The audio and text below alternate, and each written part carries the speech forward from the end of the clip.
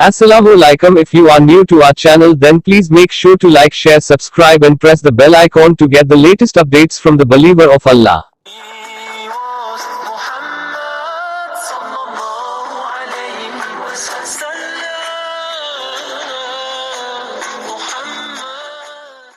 दो 2000 में मैं हजरत आमना की कब्र पे पहुंचा था। जिंदगी सफरों में गुजरी, बड़े मुकद्दस मकामात पे पहुंचा, बैतुल्लाह के अंदर 2 दफा गया, पर जो कैफियत मेरे नबी की माँ की कब्र पर मेरी थी वो कभी नहीं थी। अभी मैं मेरे आंसू निकल आए। मैं हजारों दफा ये किस्सा सुना चुका हूँ, मैं हर दफा रोता हूँ। मरी के पहाड़ तो बड़े सरसब्ज खूबसूरत हैं, जाओ देखो मेरे नबी की माँ कहाँ सोई हुई है। काले पहाड़, कांटेदार झाड़ियां, कीकर, पत्ते थोड़े, कांटे ज्यादा, बड़े बड़े पत्थर, नुकीले भी, बड़े भी, चट्टाने भी, कोई रास्ता नहीं। होगा उस जमाने में कोई पैदल का शॉर्टकट, जहां से आ रहे थे माँ, नौकरानी उम्मे ऐमन और अल्लाह के हबीब, और अबवा पहुंचना चाहते थे। अबवा बस्ती है, लेकिन उससे 10 मील पहले ही मौत ने झटका दिया। सिर्फ 25 बरस की उम्र थी जब मेरे नबी की वालदा का इंतकाल हुआ। बाप भी 25 साल की उम्र में, माँ भी 25 साल की उम्र में। ये जोड़ा सिर्फ एक काम के लिए आया था, वो हो गया, अल्लाह ने उनको वापस बुला लिया। फितरत इस्लाम पे रखा और फितरत ईमान पे उठा लिया और अपने पास बुला लिया। काम खत्म हो चुका था। बच्चा 6 साल का है, माँ जवान है, गालिबन दिल का दौरा पड़ता है कि बोला नहीं जा रहा है, और बेकरार होकर पहलू बदलती हैं, करवटें बदलती हैं, बोलना चाहती हैं, बोला नहीं जा रहा। और कायनात की सरदार हस्ती, जिसके लिए जन्नत आरास्ता, जिसके हाथ में जन्नत की चाबी, जिसके हाथ में अल्लाह का झंडा, जिसके सर पे खत्म नबूवत का ताज, जो कायनात का सरदार, इंसानों का सरदार, नबियों का सरदार, रसूलों का सरदार, फरिश्तों का सरदार, अल्लाह के बाद कोई है तो वो मोहम्मद मुस्तफा है सल्लल्लाहु अलैहि वसल्लम। उस जंगल में मैं दरिया गली में वो दर्द कैसे मुंतकिल करूं जो मुझे वहां उठा। उस जंगल में सामने तो खूबसूरत मंजर है, मरी के सरसब्ज पहाड़ों का। मैं वहां भी खड़ा हुआ देख रहा था, चारों तरफ काले पहाड़, सूरज डूबने के करीब हो चुका था। वो मंजर सोगवार, ऊपर जगह सोगवार। अल्लाह के नबी माँ माँ माँ माँ बोले ही क्या। आखिर शमा बुझने से पहले भर दी, कुल्लु हय्यन मय्यित व कुल्लु जलीदन बाल व कद वलदतु तोहरा। बेटा लगता है जिंदगी हार चुकी, वक्त आ गया। अल्लाह ने मदीने में मौत नहीं दी कि मेरे नबी को कोई गोद में लेने वाला होता। अल्लाह ने मक्के में मौत नहीं दी कि मेरे नबी को कोई गोद में लेने वाला होता। जंगल में माँ को मार दिया। नौकरानियों से भी कभी कोई दिल बदलता और बहलता? न चाचा, न चाची, न दादा, न दादी, न मामा, न मामी, न फुप्पा, न फुप्पी, न खाला, न खालू, कोई भी नहीं। तन्हा हाय हाय जिंदगी हारी है तो मेरा नबी क्या रोया है सीने पे सर रख के। माँ माँ माँ माँ। मैं वहां काफी देर खड़ा, 14 सदी पीछे एक छोटे से 6 साल के बच्चे को माँ के सीने पे सर रख के रोते हुए देख रहा था कि वो किस तरह तड़प रहा है, बिलक रहा है। पत्थर जोड़ के मैयत को दफना दिया। नीचे उतरे, पहाड़ है, 50 फुट ऊंचा पहाड़ है, जो 70 फुट ऊंचा। नीचे उतरे तो अब दोबारा भाग के ऊपर चढ़ गए पहाड़ पर। उम्मे ऐमन पीछे गई हैं। वो मंजर था कि अर्श भी फट रहा था। मीना के पहाड़ मोम होके पिघल रहे थे। एक एक पत्थर आंख बन के आंसू बहा रहा था, और एक एक संगरेजा जबान बन के चीख रहा था, पुकार रहा था। मेरे नबी माँ की कब्र को लिपटे हुए थे और ऊपर पड़े हुए थे।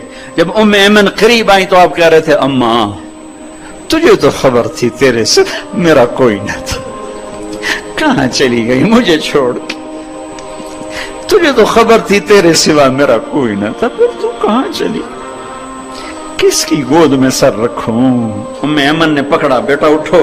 कहा नहीं मुझे छोड़ दो, मैं माँ के सिवा कहीं नहीं जाऊंगा। खींच के उठाया, ऊंट पे बिठाया, ऊंटनी पे। 3 रातों का सफर अभी बाकी है। सारा सफर रोते रोते गुजरा है। ये कायनात की सरदार हस्ती है, क्या बेनियाज है मेरा अल्लाह।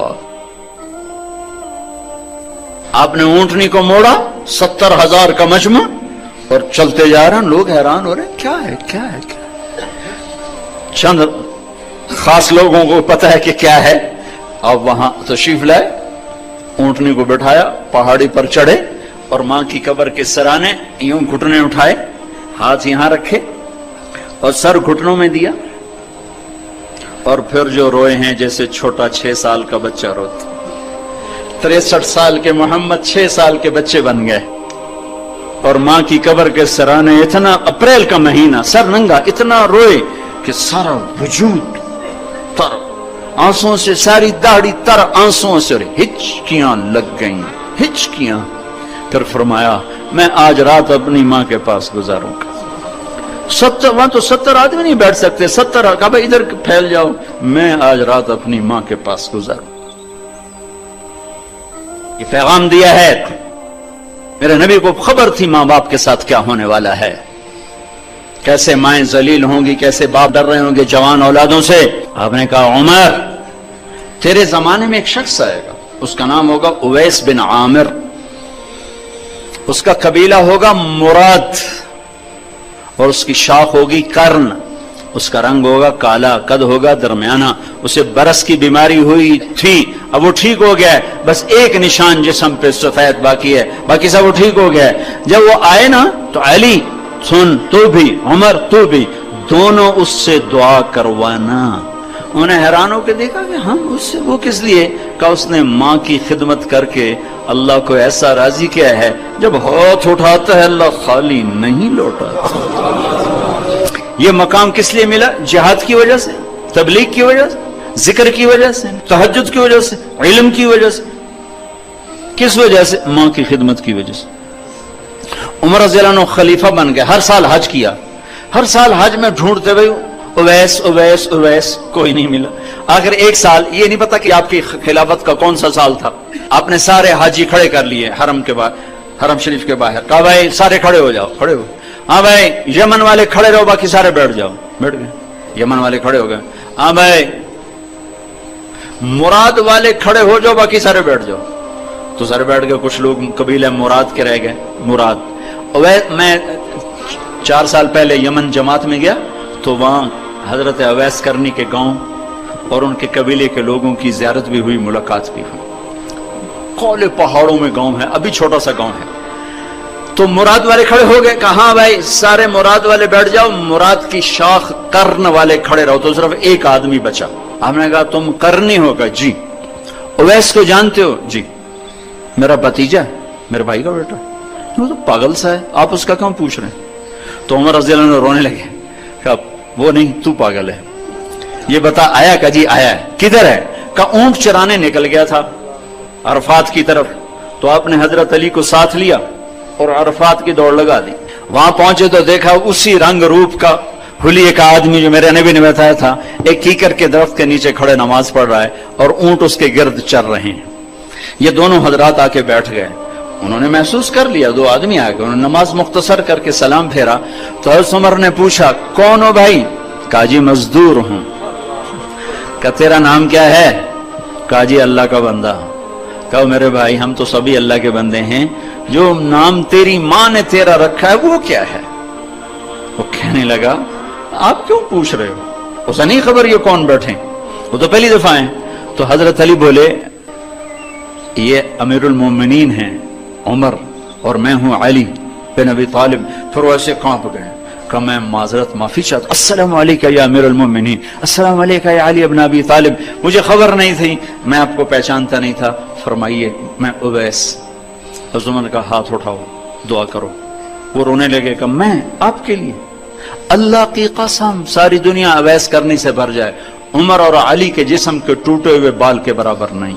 یہ صرف ہمیں سبق دینے کے لیے یہ قصہ، ساری کہانی اس لیے وجود میں لایا میرا نبی کہ امت کو، مری والوں کو پیغام دینا تھا. تو کہنے لگے بھائی ہمیں اللہ کے نبی کا حکم تھا، ہمارے لیے دعا کرو.